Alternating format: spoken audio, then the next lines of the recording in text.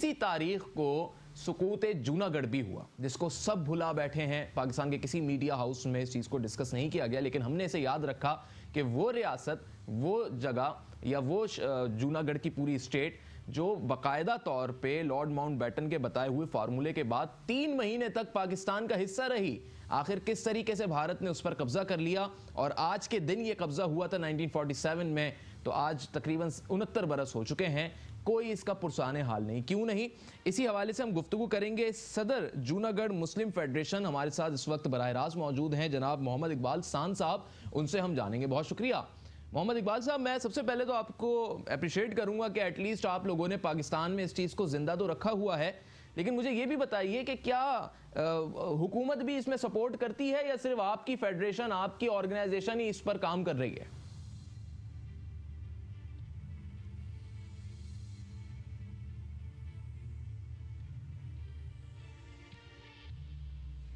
इकबाल साहब, मैं दोबारा अपना क्वेश्चन दोहरा देता हूं कि आपकी फेडरेशन जो है वो ही सिर्फ काम कर रही है या किसी और की जानिब से या हुकूमत की जानिब से कोई सपोर्ट है, या आप लोगों ने इस दिन को बस जिंदा रखा हुआ है पाकिस्तान में और इस पूरे खित्ते में सबने भुला दिया इस चीज को?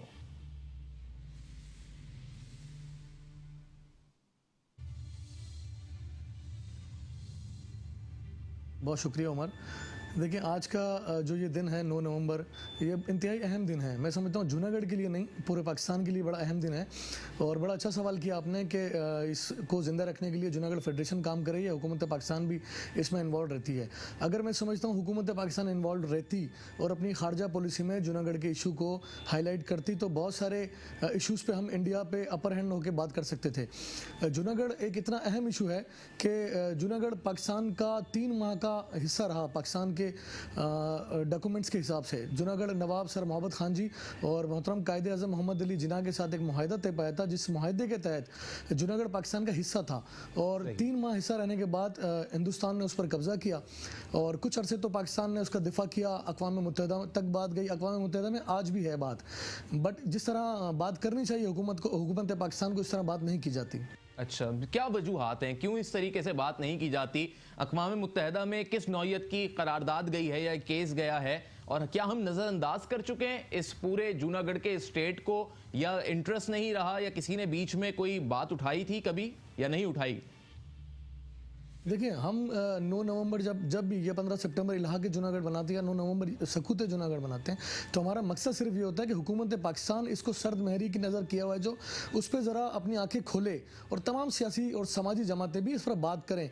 देखें, सर लॉर्ड माउंटबेटन के फार्मूले के तहत ये तय पाया था कि जूनागढ़ हिंदुस्तान की जब हिंदुस्तान पाकिस्तान अलग हुए, तो जो भी रियासतें थीं जिसमें भी नवाब थे, महाराजा थे, राजा थे, उन्होंने जहाँ रहना पसंद किया, उनको वहाँ जिन्होंने हिंदुस्तान के साथ रहना पसंद किया वो हिंदुस्तान के साथ रहे, जिन्होंने पाकिस्तान के साथ रहना चाहा वो पाकिस्तान के उस फार्मूले के तहत उनको पाकिस्तान के साथ होना चाहिए था।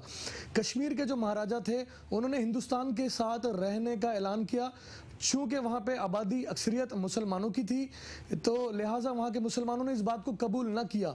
इसी तरह जूनागढ़ के जो नवाब थे वो मुसलमान थे, लेकिन वहाँ मेजॉरिटी जो थी वो हिंदुओं की थी। अच्छा। तो हिंदुओं ने ये कहा कि जी हम पाकिस्तान के साथ रहना पसंद नहीं करेंगे, हिंदुस्तान के साथ रहना पसंद करेंगे।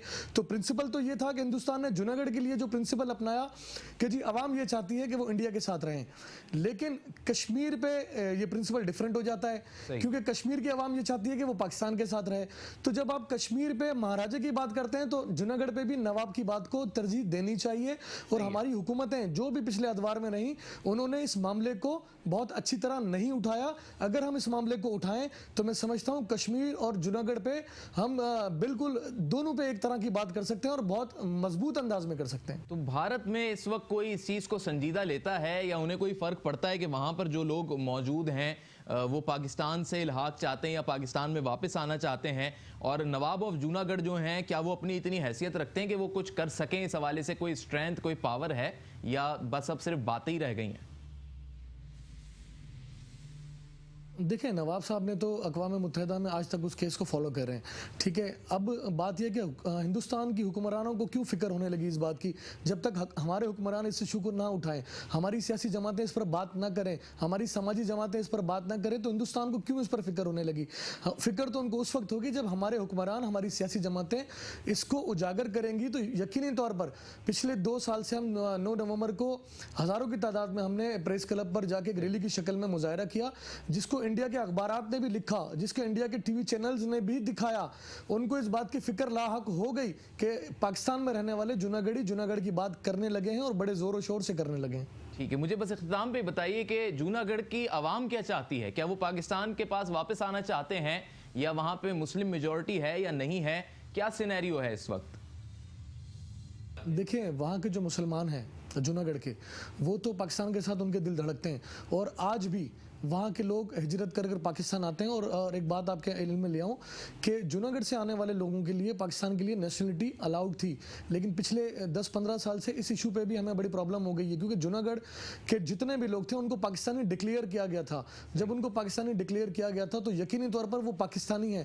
وہاں کے ہندوستان کے جو ہندو ہیں جوناگڑھ کے، وہ شاید نہیں چاہتے کہ پاکستان کے ساتھ رہیں، لیکن وہاں کے مسلمان پاکستان کے ساتھ رہنا چاہتے ہیں اور پاکستان آتے جاتے رہتے ہیں. ہم بھی ہندوستان جاتے ہیں، جوناگڑھ جاتے ہیں اپنے شہر میں، اور اپنے لوگوں سے ملاقاتیں بھی کرتے ہیں. لیکن یقینی طور پر جب خارجہ پالیسی میں اس پر کوئی بات نہیں ہوگی تو میں سمجھتا ہوں کہ بھرپور انداز میں اس ایشو کو ہم نہیں اٹھا سکتے. ٹھیک ہے، بہت شکریہ جناب. اقبال سان صاحب ہمارے ساتھ براہ راست موجود تھے. آپ صدر ہیں جوناگڑھ مسلم اسٹیٹ فیڈریشن کے، اور بات ساری یہیں پر آ کر ختم ہو جاتی ہے کہ اگر ریاست پاکستان میں بیٹھے ہوئے مقتدر لوگ ہی، یعنی ارباب اختیار ہی، اس اہم ایشو پر آنکھیں میچ لیں گے، یا آج کی اس تاریخ کو اگر لے لیجئے کہ گورنمنٹ لیول پر نہ کوئی بیان آیا، نہ کوئی اس پر بات سامنے آئی، نہ کوئی ایونٹ ہوا، بلکہ آج تمام جگہوں پہ جو ڈسکشن جاری رہا وہ امریکی صدارتی انتخابات یا پھر سیاست کے حوالے سے جاری رہا. اور یہی جوناگڑھ جو 3 ماہ تک پاکستان کا حصہ رہا، اقوام متحدہ میں 47 میں ہی جب ایک کیس دائر کیا گیا،